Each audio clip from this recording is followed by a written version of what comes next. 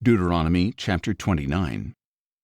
These are the words of the covenant that the Lord commanded Moses to make with the Israelites in the land of Moab, in addition to the covenant he had made with them at Horeb.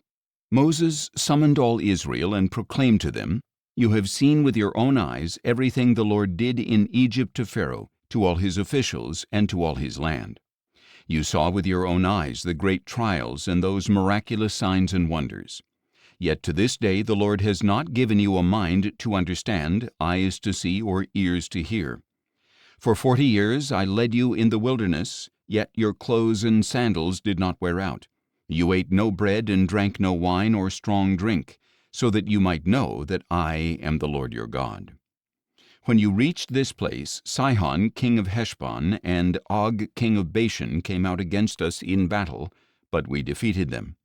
We took their land and gave it as an inheritance to the Reubenites, the Gadites, and the half-tribe of Manasseh. So keep and follow the words of this covenant, that you may prosper in all you do.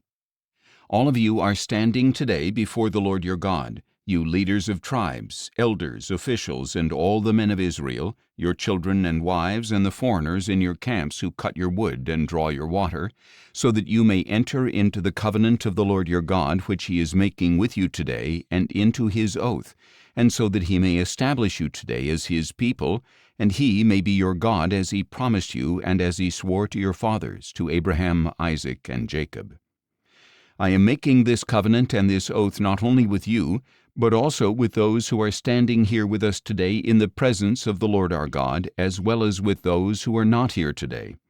For you yourselves know how we lived in the land of Egypt, and how we passed through the nations on the way here. You saw the abominations and idols among them made of wood and stone, of silver and gold. Make sure there is no man or woman, clan or tribe among you today whose heart turns away from the Lord our God to go and worship the gods of those nations. Make sure there is no root among you that bears such poisonous and bitter fruit, because when such a person hears the words of this oath, he invokes a blessing on himself, saying, "I will have peace, even though I walk in the stubbornness of my own heart."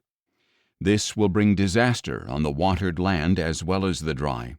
The Lord will never be willing to forgive him.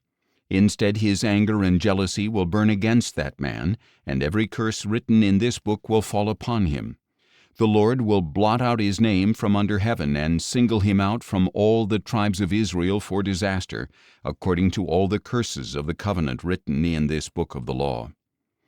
Then the generation to come, your sons who follow you, and the foreigner who comes from a distant land, will see the plagues of the land and the sicknesses the Lord has inflicted on it. All its soil will be a burning waste of sulfur and salt, unsown and unproductive, with no plant growing on it, just like the destruction of Sodom and Gomorrah, Admah and Zeboim, which the Lord overthrew in his fierce anger. So all the nations will ask, "Why has the Lord done such a thing to this land? Why this great outburst of anger?" And the people will answer, "It is because they abandoned the covenant of the Lord, the God of their fathers, which he made with them when he brought them out of the land of Egypt. They went and served other gods, and they worshipped gods they had not known, gods that the Lord had not given to them. Therefore the anger of the Lord burned against this land, and he brought upon it every curse written in this book. The Lord uprooted them from their land in his anger, rage, and great wrath, and he cast them into another land where they are today.